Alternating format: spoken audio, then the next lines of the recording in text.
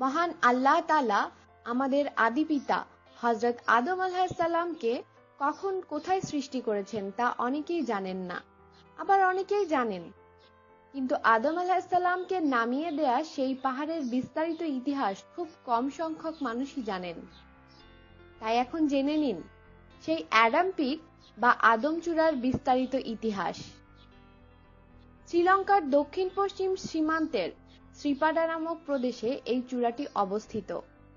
খ্রিস্টান, হিন্দু, বৌদ্ধ ও মুসলিম এই 4 ধর্মের অনুসারীদের কাছে অতি পবিত্র এই চূড়াটি। এই চূড়াতেই মানুষের আদি পিতা হযরত আদম আলাইহিস সালাম বেহেশত থেকে সরাসরি পতিত হয়েছিলেন। চূড়াটির চারদিকে সবুজের বিপুল সমারোহ, মাঝে মাঝে পাহাড়ি উঁচু নিচু টিলা। পাহাড়ি চূড়ার আশেপাশে রয়েছে অসংখ্য ছোট নদী ও পাহাড়ি ঝর্ণা, সব মিলে এক মায়াবী নয়নাভিরাম দৃশ্য। হযরত আদম আলাইহিস সালাম বেহেশত থেকে পতিত হন শ্রীলঙ্কায়, আর আদি মাতা হযরত হাওয়া আলাইহিস সালাম পতিত হন জেরুজালেমে। শ্রীলঙ্কা থেকে জেরুজালেমের দূরত্ব কয়েকশো হাজার বর্গ কিলোমিটার। মহান প্রভুর কাছে অনেক অনুতাপের পর উভয়ে মিলিত হন মধ্যপ্রাচ্যে। সেই থেকে শুরু করে বর্তমান অবধি শ্রীলঙ্কার এই চূড়াকে কেন্দ্র করে রহস্য রয়ে গেছে। হযরত আদম আলাইহিস সালাম এই চূড়ায় পতিত হয়েছিলেন বিধায় এই চূড়াটিকে বলা হয় আদম চূড়া বা অ্যাডাম পিক। এই চূড়ার উচ্চতা ৭৩৬২ ফুট বা ২২৪৩ মিটার। চূড়াটিতে আদম আলাইহিস সালামের পায়ের যে চিহ্ন রয়েছে তার পরিমাপ হচ্ছে ৫ ফুট ৭ ইঞ্চি, দৈর্ঘ্য ও প্রস্থ হচ্ছে ২ ফুট ৬ ইঞ্চি।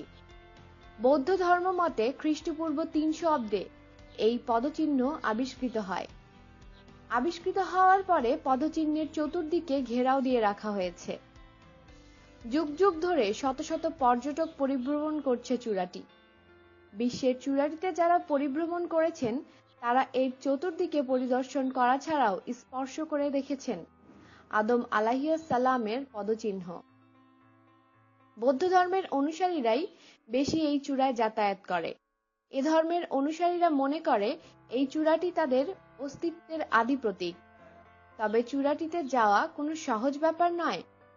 প্রথমে নৌকা কিংবা পানিতে চলে এমন ধরনের যানে আরোহণ, তারপর পায়ে হেঁটে উঁচু পাহাড়ে ওঠা, সেখান থেকে অনেক কষ্টের মাধ্যমে চূড়ায় উঠতে হয়। তবে এরই মধ্যে ঘটতে পারে নানা ধরনের বিপত্তি। সাপ, বিষাক্ত পোকামাকড়ের কামড়ে মৃত্যুও ঘটতে পারে অনেকের। লাখ লাখ বছর ধরে চলে আসা যে রহস্যভেদ আজও মানুষ জানতে পারেনি তা হলো চূড়ার যে স্থানে আদম আলাইহিস সালামের পদচিহ্ন সেই স্থানে জানুয়ারি থেকে এপ্রিল পর্যন্ত সূর্যের আলো আর মে থেকে নভেম্বর পর্যন্ত মেঘের ঘনঘটা বা বৃষ্টি পড়ে না। এমন আরো অনেক রহস্য আছে এই চূড়াটিকে কেন্দ্র করে। অতি চমৎকার এই চূড়াটি বছরের পর বছর অবিকল রয়ে গেছে। এর সৌন্দর্য এতটুকুও হ্রাস পায়নি। এ কারণে চূড়াটি বিশ্ব মানুষের কাছে পবিত্র বলে পরিচিত। আমাদের সাথেই থাকুন, সাবস্ক্রাইব করুন।